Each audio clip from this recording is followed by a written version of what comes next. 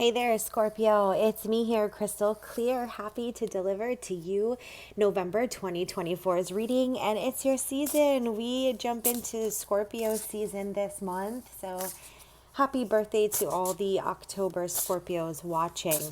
We're going to start by pulling the two cards for the energy of the month. First, the energy as you begin October, and then the energy as you head out of the month. So, as the month begins, you've got the witch's hat, which is all about intention and really tapping into like your higher power or your beliefs, your belief systems, or what your beliefs are and where they come from and where, what are your beliefs and what are your values. And the witch's hat, the tip of it points to, the sky, to the heavens, to the cosmos. So it's like aligning your belief system with your higher perspective. And I feel like you've really gone through a lot of things that have been shifting your perspective, maybe teaching you more deeply about divinity or about your relationship with the universe. I feel like is a really big focus. Or something that you can tap into at the beginning of the month or coming into the month, you feel this type of empowerment. And as we leave the month, let's take a look and then we'll see how we navigate the month. So we've got fire. It's all about passion. Yeah, so it's like you get your mojo back, this month, Scorpio. And it, again, like it does, it's the beginning of your season, so this is a really good time to do that. But when I see you beginning the month with your intentions, your witch's hat, your empowerment, your divine wisdom, your authenticity, and then you leave the month with fire, with passion, ready to create, ready to light the way, ready to forge a new path.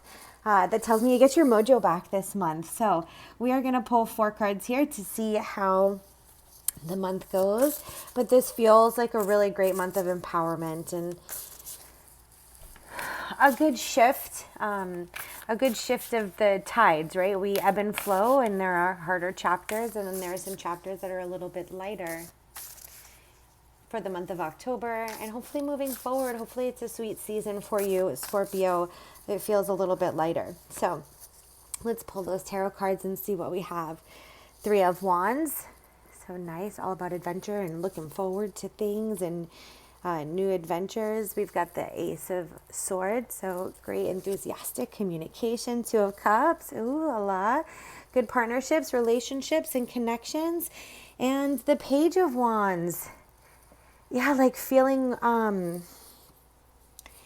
like allowing your curiosity to lead you, but in a way that feels very much a bit strategic, but still like empowering, enthusiastic. It's uplifting. The 2 of Cups is very connected. I feel like October is just a month where you feel deeply connected, not only with yourself, but the situations around you, the relationships that you have with people, they're flourishing. Make sure that you're using your communication just like in this playful way, but yet make sure that you're being strategic, speaking your truth, being authentic. With the witch's hat, it's like to remember your true power, not the power that you may sometimes put on to remain a bit protected or mysterious, right? Not that part, but to really come forward in that authentic self, to really stand up in your power. And it looks like this month is a great month to explore new connections, do new things with new people, and even just communicate in a new way. Feels very positive. So let's pull 3 cards here as we take a look at Spirit's advice. Yeah, that 3 of Wands, the first week, it really sets the tone. If we look at these week by week, I guess Spirit's just adding another layer. The 3 of Wands, the beginning of October, is really going to set the tone for the rest of the month. So make sure that when you come into October, you are just, that's the Wands and that's fire, and you end with Wands and that's fire. So just make sure that you're allowing yourself to experience and explore all of these different ideas and things that you might be invited to. I feel like when you plan the month of October, make sure that you leave some room for fun.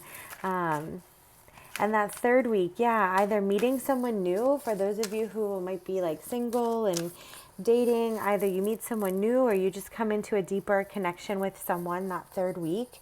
But you've helped it because you've stayed optimistic. You've been open to saying yes to the invitations that come up there at the beginning of the month. And by the end of the month, yeah, there's just that positive shift when it comes to love and just seeing it from a different perspective or connection. If you're in a relationship, like, and maybe it's been challenging between you and your partner, it's like you get on the same page. You can see things from like a similar perspective. There's a shared vision that brings harmony to the union. Okay, so we've got hold your ground. So hold steady. Try not to give up just yet in any of these kinds of areas, especially when it comes to like if you have felt stuck. Or like there's just been like maybe one bad thing happening after the other, or maybe there's been like one really big thing that's been taking your focus. You've had to be strong, you've had to stay protected and intellectual, and you've had to do all of those things, and it all has its time and place. But you can do this and still allow yourself to have a little bit of fun. Hold your ground and be peaceful, to have that peace. To still feel that I can be strong and soft at the same time, and receive your worthiness. It is a time for receiving. You've been doing so much giving. So Spirit encouraging you to say yes, say yes to the invitations. Receive, if you're receiving invitations, if you're receiving attention, if you're receiving effort from someone, allow for it to come in. Yes, you hold it steady when you need to most, and you don't have to hold it together all the time. There is this beauty in this balance. And I feel like you have been really holding a lot together. And it's been a really, maybe even busy time. Even if it hasn't been super heavy or anything like that, it feels like it's just been a lot. And you might be a little tired. And so this month brings opportunity to rest, to reprieve, to reconnect. And the great thing is we're out of most of the retrograde. So that's really good cosmically. So I hope this helps as you navigate the month, Scorpio. I'm wishing you the best blessings and love always. Take care.